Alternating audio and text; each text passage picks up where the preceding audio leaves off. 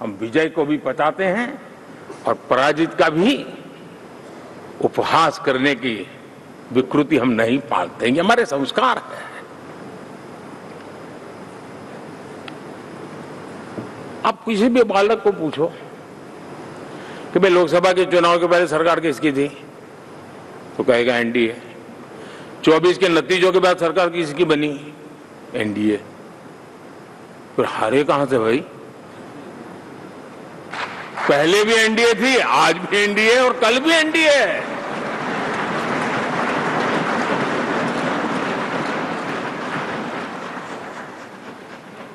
आप सोचिए 10 साल बाद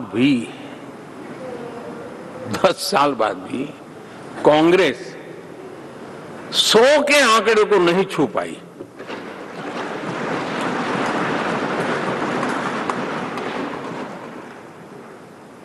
और अगर मैं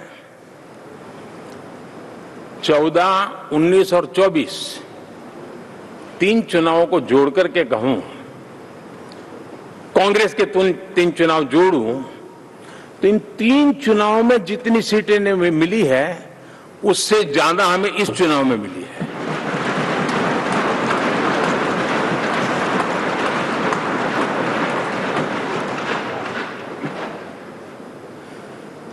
और मैं साफ देख रहा हूं साथियों, एनडीए वालों को अंदाज नहीं है।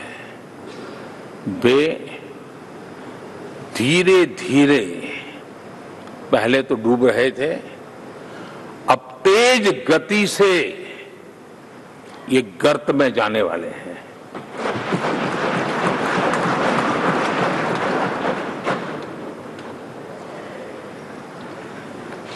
साथियों, इंडिया अलायंस वाले देश के सामान्य नागरिकों की जो समझ है, आज भी वो उसके सामर्थ्य को समझ नहीं पाए हैं या समझना चाहते नहीं है।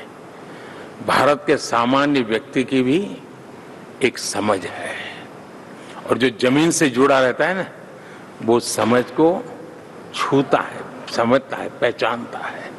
वो वहां नहीं है। साथियों, इन लोगों का जो व्यवहार रहा है 4 तारीख के बाद, मैं आशा करता था कि वे लोकतंत्र का सम्मान करेंगे, लेकिन उनके व्यवहार से लगता है कि शायद उनमें ये संस्कार आए, इसके लिए हमें और इंतजार करना पड़ेगा। और तो मैं ज्यादा कुछ कह नहीं सकता। और ये वो लोग हैं जो खुद की पार्टी के पीएम का अपमान करते थे, उसके निर्णयों को फाड़ देते थे। खुद की पार्टी को विदेशी मेहमान आ जाए तो उसके लिए चेयर नहीं होती थी। ये सारे दृश्य आपने देखे हैं, ठीक है। और मैं समझता हूं कि इन सारी स्थितियों में से हम लोकतंत्र की मजबूती और जनता जनार्दन के प्रति आस्था